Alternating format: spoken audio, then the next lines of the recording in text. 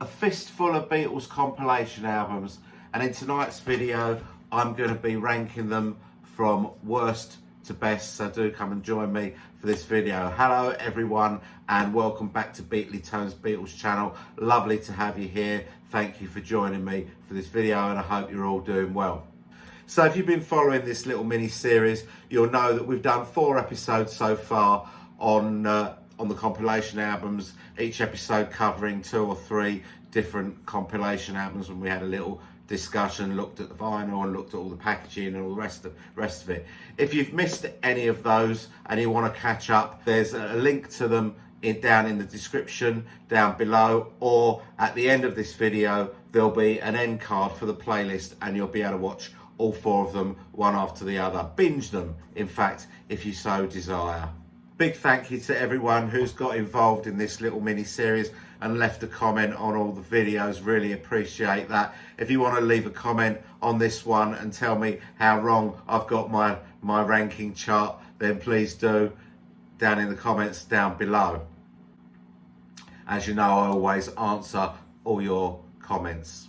So when doing this ranking, I needed some sort of rationale to try and decide where to place each album in my list, and for that I used 5 elements: the track listing, obviously, the sound quality of the album, the packaging, whether or not the album gave Beatles fans that had everything already a reason to buy it. So whatever that might have been, if it gave something different that made you buy it, then that was taken into consideration.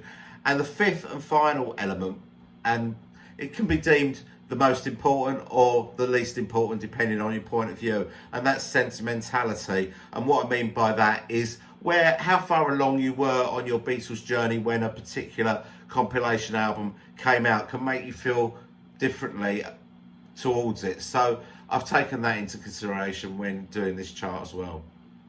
Just one little caveat for this video: if you've watched the first 4 episodes of the series, there will be a little bit of repetition in some of my comments, because I have to assume that some people will only be watching this ranking video and not going back to watch each of the episodes and the full discussion.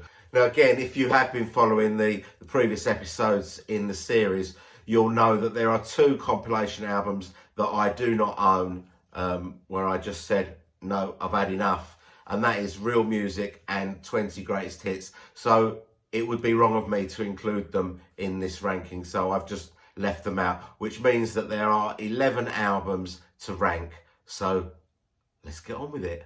So bringing up the rear at number 11, and there always has to be something that comes last, is this one, Beatles Ballads. So why have I ranked this bottom of the pile?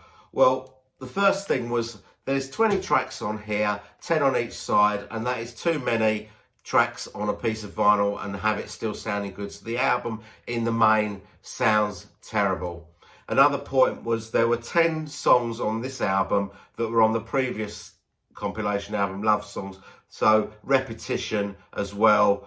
It also had All My Lovin' on it, which is not a ballad, it's a country rock song. So what that was doing on this, I don't know. And as lovely as this painting by John Byrne is on the front cover, all the animals that appear here on the front have been allowed to run as roughshod over the track listing on the back as an EMI compilation compiler has been allowed to run over the Beatles back catalogue. Now that's not a reason to give it a bad review, I'm just pointing it out. Anyway, so the Beatles Ballads, it didn't give us anything new. In fact, the very opposite of that. It repeated tracks from the previous album. It sounded horrible, and it's my least favourite Beatles compilation album. So number 11, the Beatles Ballads. So number 10 in my ranking, I've gone from this one from 1966, a collection of Beatles Oldies But Gold, is the Beatles' first compilation album. So I'll talk about things that I like about this album first of all, and I've always really loved the pop art sleeve. It's so 1966. It's so Carnaby Street. I've just always really loved that. The track listing is good. It had all the singles up until the point of release, plus a couple of album tracks, Yesterday and Michelle. But most of all, it had the track Bad Boy, which is an absolute stonker, and it was the first time that it had been released in the UK. And when I was started collecting in 1976, buying this enabled me to get the track Bad Boy. So it gave me something different, and it gave everyone something different, I suppose. Unfortunately, the sound quality on this is not good. I've got the stereo copy, and the stereo mixes are absolute pants. So number 10, Oldies But Goldies. So at number 9, I've gone for the first double album in this series, and that's the one from 1976, Rock and Roll Music. Well, what was great about this album for me was that it had all 4 tracks that were on the Long Tall Sally EP, which for me, starting my Beatles collection, enabled me to get the 4 tracks that I was missing. So I was really grateful when this album came out in 1976, just as I'd sort of, got everything else, I was able to get this and complete my collection. Absolutely shocking sleeve. The track listing on this is pretty good, especially side 4, which is an absolute belter. Back in the USSR, Helter Skelter, Taxman, Got to Get You Into My Life, which isn't a rock and roll song at all, but still a good song. Hey Bulldog, Birthday and Get Back. Side 2 of this was all cover versions, which I thought was unnecessary. I think there's 11 cover versions on this altogether, which I don't think was really necessary because the Beatles wrote enough rock songs to pad this out to the double album that was required. But I think that the fact that they included so many covers kind of kept it in line with what EMI or Capitol felt was the theme of rock and roll music, and that was American 50s rock and roll, which really had nothing to do with the Beatles at all. But terrible cover. The record sounds quite good still. Rock and roll music, number 9, number 9, number 9, and number 9. So number 8, I've gone for another double album, this one from 1977, Love Songs. I think that Love Songs has got a pretty good track listing, some really great songs on here. I think there was a couple of omissions. I think they could have included things like Oh Darling or Julia or Two of Us on this album and got rid of some of the weaker material like Tell Me What You See and the cover of Words of Love. I don't think they needed to put any covers on here. The Beatles were pretty good at writing love songs, and they could have easily, they didn't need to put on a cover version on here. I think why we got some of those omissions was because whoever compiled this album mistakenly took love songs to mean slow songs, and obviously that isn't necessarily the case. We've had some great love songs that have been rockers or medium paced rock songs or whatever. It don't have to be a slow song to be a love song. Now, the other thing that brings this down the ranking for me is that we were really shortchanged in the UK. There was a much better American version of this album where they had this picture at the front was kind of in gold foil, and the sleeve was like a textured leather feel to it, and inside the album there was a parchment paper lyric book. We got nothing like that in the UK, just plain white inner sleeves, no lyrics, nothing. We did get this great picture, the Mount Rushmore picture, but generally I think this is a good sounding album, and although we didn't get anything new from it, I still think it's quite a good album. And so number 8 is Love Songs. So at number 7, I've allowed Sentimentality to creep into my chart for the first time, and I've gone for the 1970 album Hey Jude. Obviously this was an American compilation. It wasn't even available in the UK until 1979, but I picked it up in 1976, so that's why it's got sentimental value for me. It was one of the first Beatles albums that I got. I got it on the same day as I got Abbey Road. I didn't know that I'd bought an import. I didn't even know that I'd bought a compilation album. I just thought it was a normal album. And I've just always really loved it. I love the front cover, even though it's got sellotape on it, and looking at that sellotape that's sort of starting to peel away, I'd say it's probably been there since about 1980, I reckon. About 1980, I must get that off and glue it. But I've always loved this picture taken from the last Beatles photo shoot at John's Tittenhurst Park. Great shot of them, even though they look really miserable, but I still love it. And it's got the added bonus of having Beatle Dave there wearing George's hat. Hi, Beatle Dave. Great picture on the back as well. The track listing is really good. It's got Can't Buy Me Love and I Should Have Known Better on it, which are a little bit out of place on this album because most of the songs are sort of latter day Beatles songs. But for me, the absolute highlight of this album is the track Rain. This was the first time that I heard the track Rain, an absolute belter of a song. And it's quite incredible to think that it was released on this album in 1970. It didn't appear on another album until Past Masters in 1988. That's incredible. How could a song that good be that overlooked for so long? Hey Jude, yeah, I still love you.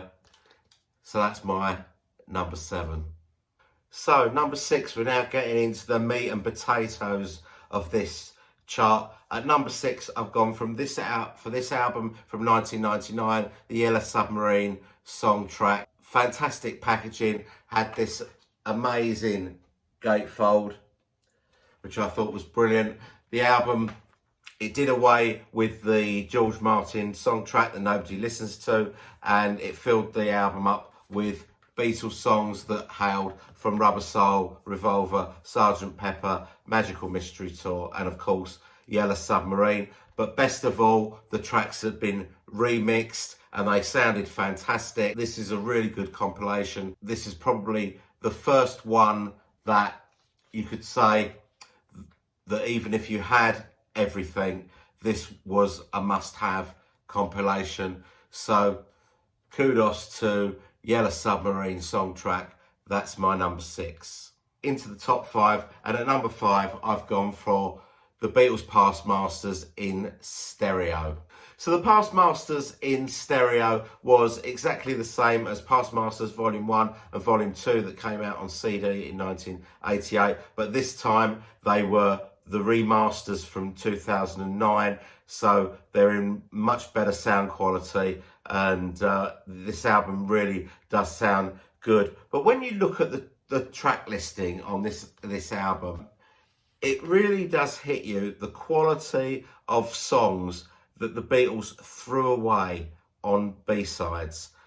You know, things like This Boy, I'll Get You, She's a Woman, I'm Down. I mean, just fantastic songs. Rain, The Inner Light, Revolution, Don't Let Me Down. That's criminal. How could Don't Let Me Down not be an album? Don't Let Me Down could be on any Beatles album and make it better, and that is incredible. But the track listing, absolutely fantastic. So Past Masters in stereo, that's my number 5.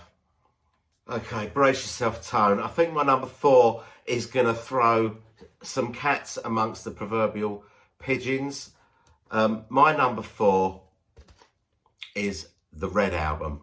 Now, I'm not taking anything away from the Red Album. It is a fantastic compilation, but they all are now. So, but this album is slightly flawed, I think, in terms of the material that was chosen for it. Now, Rubber Soul is really well served on this album, but Hard Day's Night, which I consider to be the best of the early Beatles albums, is not. There's glaring omissions from that album on here. You know, we've got Hard Day's Night, And I Love Her, and Can't Buy Me Love, and that's it. You know, I would have had something like If I Fell on here, or I'll Be Back, or Any Time at All. You know, there's some great songs from Hard Day's Night that are not on here. But even more criminal than that is, how can there only be 2 songs from Revolver when this is going from 1962 to 1966? I mean, Revolver is without doubt the best album of this period, and we've only got Yellow Submarine and Eleanor Rigby on here. So that's why I've ranked this at number 4. It's still a great introduction to early Beatles, but the Red Album 62 to 66 is my number 4. I'm sorry. So we're into the top 3, and my number 3 album is the Beatles 1 album. So why have I picked this ahead of 62, 66? Well, I'll tell you. The reason why is, firstly, it's got lots of later material on it, which I prefer to the early stuff. Secondly, the album was remixed, so it gave us something new, a reason for people that had everything to buy it. It had loads of swag in it, and it sounds absolutely astonishing. I really love this album. I know it's controversial that I put it above 62 to 66, but that's my reasons, and I'm sticking with it, and I'm really sorry. But there you go. That's my number 3, the Beatles 1 album. So we've reached number 2 in the rankings, and my number 2 is the Beatles Mono Masters. Now, I'm not picking the Mono Masters in a higher position than its stereo equivalent because it's a mono versus stereo thing, because I'm neither staunch mono or staunch stereo. I like both mixes, and I think that some songs sound better in stereo and some sound better in mono. The reason that I'm picking this higher than the other one is because when the Past Masters albums were released in 1988, they were in the main in stereo, and now we've got a triple album of dedicated mono mixes. So we're getting something that we didn't have before on an album. So it scores big because of that. It also scores big because we have, for the first time, the 4 Yellow Submarine songs, which weren't on the original Past Masters at all. So that is a big winner for me. It's a lovely package. I say it's a triple album. It's got the trifold sleeve thing with all the track details inside, which is really nice. So for me, this one is an absolute winner. So the Mono Masters, that's my number 2. That sounds wrong, doesn't it? So before we find out what was number 1, as if you didn't know, let's do a completely pointless rundown of the chart. At number 11, Beatles Ballads. At number 10, Oldies But Gold. At number 9, Rock and Roll Music. At number 8, Love Songs. At number 7, Hey Jude. At number 6, Yellow Submarine Soundtrack. At number 5, Beatles Past Masters in stereo. At number 4, the Red Album. At number 3, the 1 album. At number 2, the Beatles Mono Masters. Well, that didn't take as long as I thought it was going to. So before we reveal my number 1 Beatles compilation album of all time, I just want to say a big thank you to all the old subscribers who have supported this mini-series throughout with some really great comments. Thanks very much for being here, and I appreciate you being part of my channel. If you're seeing this channel for the first time and you like what I'm doing here, please consider subscribing to the channel, give the video a like, and hit the notification bell, and you won't miss a thing. That would be absolutely fantastic. Okay, so the big reveal, that's not really a reveal at all. Obviously, my number 1 compilation album of all time is the Beatles Blue Album, 1967 to 70. Again, there's a little bit of sentimentality attached to this, as this was the first Beatles album that I ever heard, and this was the one that made me want to hear more and more and more and more. You know, it's this coupled with the Red Album is still, in my opinion, the best Beatles starter pack that you can give to someone and say, this is a band called the Beatles, go and listen to them, and you know, and that'll tell you what it's all about. This album isn't perfect. It's not perfect because it covers 1967 to 70, And yeah, in my opinion, the best album from that period was the White Album, and there are only 3 songs from the White Album featured on this, and one of those is Oh Bloody, Oh Bloody. So the White Album is very poorly served on this album, but you know, this is what is here is fantastic. Every single song is fantastic. It's a superb compilation album. It stood the test of time. It's still relevant, and I still love it. And you know, thank you, Blue Album, for making me love the Beatles. So that's my little chart, my little ranking of all the compilation albums. So I know you're not going to agree with my chart verbatim, but you know, in the comments down below, tell me what your rankings are. You don't have to rank the whole lot. Just tell me your top 3 if you like, and that would be absolutely lovely. So thanks very much for joining me for this video. I hope you've enjoyed it. The next video, I'm gonna redress the balance on that terrible Mojo George Harrison top 30. I'm gonna do my own ranking of George's top 30 solo songs. So please come and join me for that. I'll see you next time. Thanks very much.